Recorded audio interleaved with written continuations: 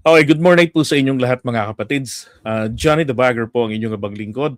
At bago tayo magpatuloy yung hindi pa po nakakapindot ng ating attendance, pindot na. Okay? Pakipindot ng like button, i-share na rin po. At yung hindi pa nakasubscribe at gusto ninyo ng ganitong klaseng balitaktakan sa politika, di mag-subscribe at pindutin nyo rin yung bell notification button. Alright, so ngayon, eto naman. Alam niyo naman ang ginawa nito ni Aimee nung nakaraan, di ba?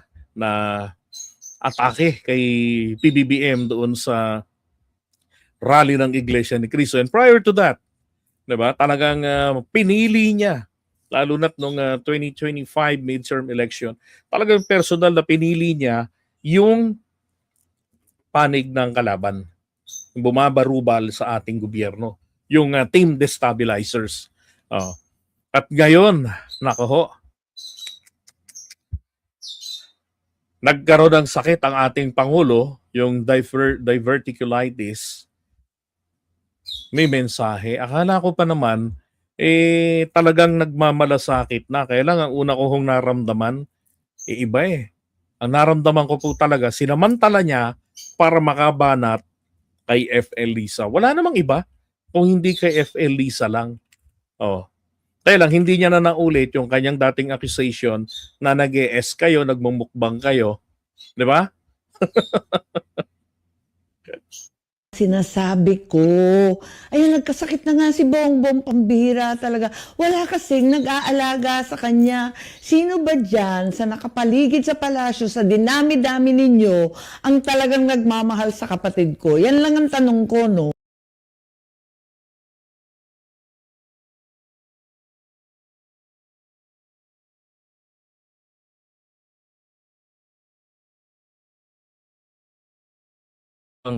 Okay, so sino ba ang nakapaligid yan sa Pangulo? Di ba? Nasa tabi lagi ng Pangulo ang kanyang asawa. Na alam naman ho ng bayan, in bad terms silang dalawa ni FL Liza Marcos. Grabe ano, akala ko pa naman talaga nagmamalasakit. Samantalahin lang pala ang pagkakataon para makapanira. Anak ng potya to. Ang health niya, ang bibigay. Talaga naman. Talaga naman. Ang health niya ang bibigay. Mga kababayan, bigyan nyo nga ako ng naging presidente ng ating bayan. Di ba? Bigyan nyo nga ako ng presidente na pagkatapos ng kanyang 6 na taon, fresh nang bumaba sa pwesto. Kasi ang presidency ha, ano yan, 7 days a week yan, 24/7 yan. Ika nga. Good for 6 years. Problema ng buong bayan, problema mo rin.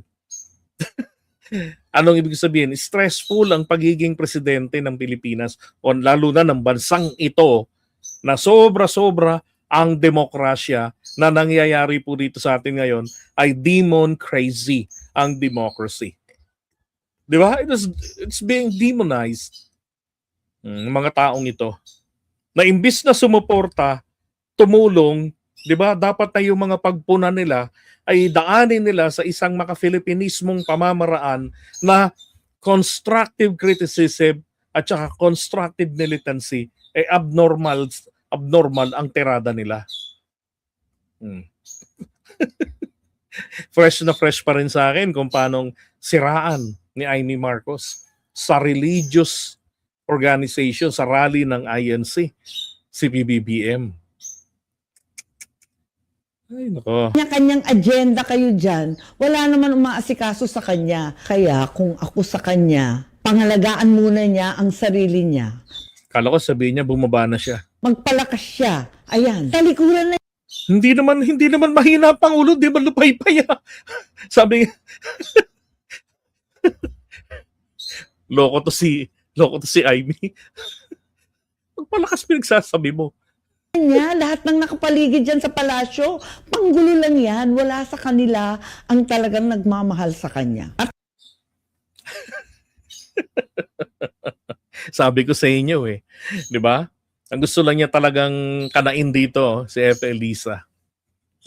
Doon sa ibang mga tauhan ng Pangulo, Siyempre hindi naman nila maibibigay yung pagmamahal na maibibigay ng isang tunay na asawa, ng isang kapamilya. 'Di ba? Ang gusto niyang mangyari, siya yung nandoon na may parang ala style Bongo, 'di ba? Na nakabuntot pa rin sa kanyang amo. Na kung saan siya yung nakakadikta, nakakakontrol, nakakapihit ng ulo ng presidente na daig pa ang isang barbero. Oh. Yun ang gusto ni Amy. Sumusunod sa ate si BBM. Ayan, habang may sakit siya, kung ano-ano namang ginagawa nitong mga feeling presidente. Ano-ano nga bang ginagawa ng mga yon? 'Di ba? Si Lagdameo dumalo ron sa flag ceremony. Alalay ng Pangulo yun eh. Si E.S. Recto. 'Di ba? Natural gagampanan niya yung trabaho. Oh, siya yung pangalawa o pangunahin sa pinaka pangunahin na mataas doon sa miyembro ng gabinete ng Pangulo. Sinong gusto mo ilagay doon si Sara? Baka mamaya tumba Naku! feeling concern eh, no?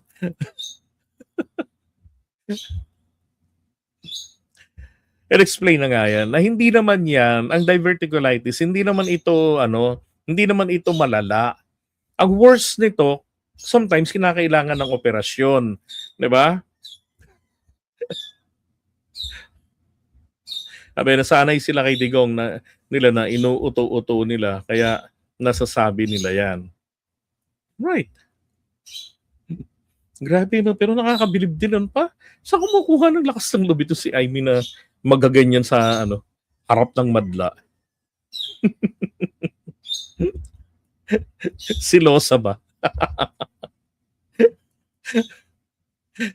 Ay nako, inggit eh.